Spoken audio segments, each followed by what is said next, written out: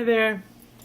I wanted to come on today and talk to you about this really great analogy or idea that I'm reading about in this book. I'm going to do a book talk later because this thing is amazing. The book is called The Soul of Discipline. And in it, this guy is talking about challenging behavior and why kids do it. And it's such an interesting perspective that he has. And I'm actually going to read it from the book so I don't get it wrong. He says it's important to understand that their naughtiness or disrespect is not simply misbehavior, but an attempt to come to some sort of balance in which they feel oriented and comfortable. And he says that disobedience is the wrong word. We should be saying that they're disoriented. So instead of saying our kids are disobedient, we say that they're disoriented. It totally shifts how we look at the behavior they're using with us. And then he talks about, he calls it the pinging principle. Like a submarine sending out those pings to like find out where the obstacles are in their way, or, like to navigate underwater. He said that's what challenging behavior does for kids who are disoriented. That they're pinging us. They nag, disrupt, or cry, seeking a reaction from us that will help orient them.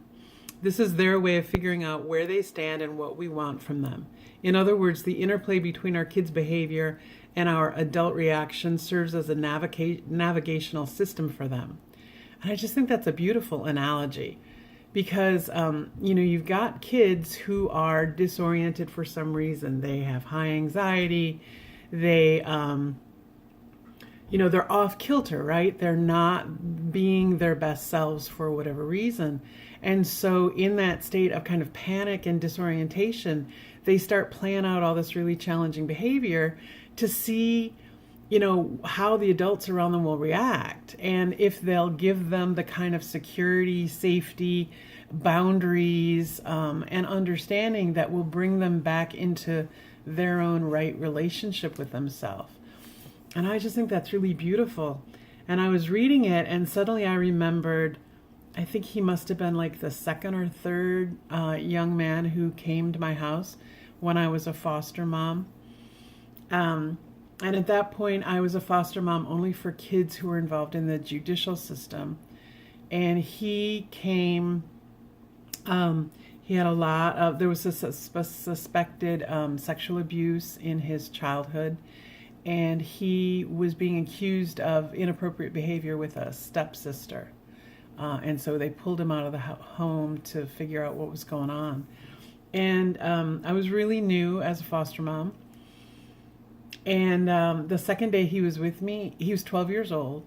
He propositioned me, like full on propositioned me. And with sexual proposition. And I was, in the moment, I was horrified. I was panicked. I didn't know what to do. I ended up talking to him, I stayed calm and I ended up talking to him for some time about, one, I wasn't interested. And also, it was a long time ago. I don't really remember the conversation other than the fact that I stayed calm and we talked. I turned him down. And I did whatever I could to let him know that my house was a safe place for him and that I wasn't having any opinions about what he said, and that it was okay for him to be there. And, I just tried to neutralize the whole thing, but like in a really calm, supportive, loving way. And it was only much later when I thought about it, I realized what a brilliant strategy that was for him. Here he was, a 12-year-old guy in a complete stranger's house, and if he had a history of sexual abuse or other kinds of abuse, what a perfect way for him to find out what kind of person he was living with, Was it safe? So he chose like the most outrageous behavior probably that he could think of to see how I would respond. And later on, I was like, that was freaking brilliant on his part, He probably hadn't slept the night before. He was probably scared to death to not be home and to be in a place where he didn't know what was going to happen. And so to challenge me and have me prove to him who I was going to be and whether it was safe or whether should he run away or, was his way. And so then I read this book and I was like, right, he was pinging me. He was trying to see, if it was okay for him to stay and if he was going to be safe. And my response, however I responded, must have worked because he ended up staying with me for 3 months. And we actually had a great relationship, and he went home after that. So anyway, it just reminded me of that, which was now years ago. But this idea of pinging, it helps us with the lens change with collaborative problem solving. We talk about having a lens change that children do well if they can, not if they want to, right? That it's against their will, the behavior kind of. And that if they could do better, they would.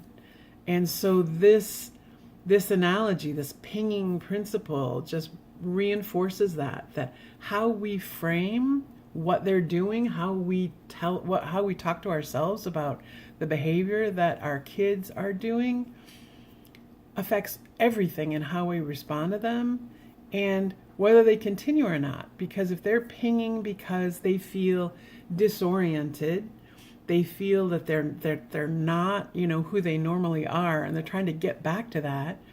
If we react and we attack or we, shame them or we get triggered, and then that sends a whole cascading, bouncing back and forth of like bad reactions, then they're going to stay disoriented. But if we can see their behavior as their attempt to get back to their better self, then we can totally reinforce that and make that an easier shift for them. So anyway, that's what I wanted to share today. Like I said, I'll do a book talk on this book because there's just so much amazing stuff in it. I'll do that really soon and get it posted here because you should all buy the book and you should all read it. But that's the librarian in me talking. So anyway, I hope you have a great day. If you like what I talk about here, if you find value in it, please share it with people who might also want to hear what I'm talking about.